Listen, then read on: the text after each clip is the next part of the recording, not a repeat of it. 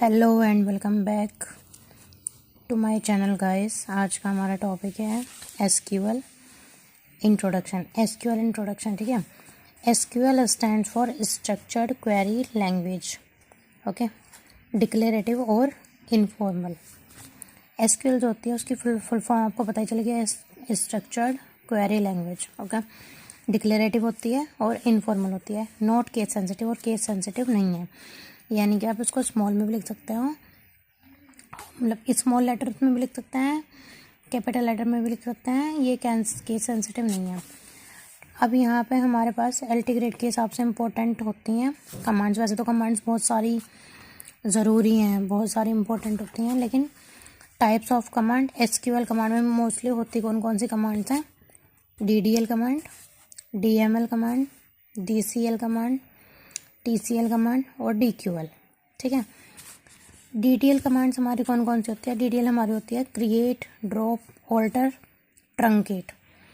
इससे हम क्रिएट करते हैं, ड्रॉप कर सकते हैं टेबल को, ऑल्टर कर सकते हैं और ट्रंकेट कर सकते हैं। डीएमएल में हम इंसर्ट कर सकते हैं, अपडेट कर सकते हैं और डिलीट कर सकते हैं। डीसीएल में ग्रांट कर सकते हैं, रिवोक कर सकते हैं।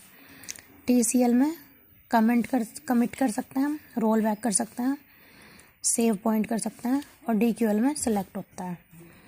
अब सबसे पहले हम देखते हैं डीक्यूएल। डीक्यूएल बेसिकली यूज होती है select expressions from table where conditions, ठीक है।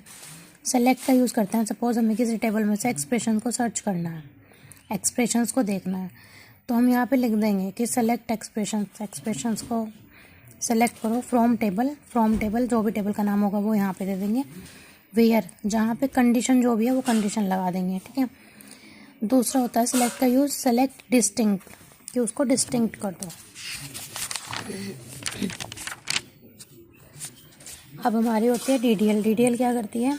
क्रिएट टेबल एम्प्लॉय, क्रिएट कर दो एम्प्लॉय टेबल को। नेम वेरकैर, उसका जो नाम है वो वेरकैर में 20 उसका होना चाहिए स्पेस का। ईमेल वेरकैर 200, वो 100 स्पेस का चाहिए और डीओ भी। ऐसे ही ड्रॉप टेबल एम्प्लॉय, ड्रॉप करनी है टेबल का नाम। Alter for add column, remove column, change data type, column name, change data type, ये सब करने के लिए हम ऑल्टर का यूज़ करते हैं, चेंज वेंज करने के लिए।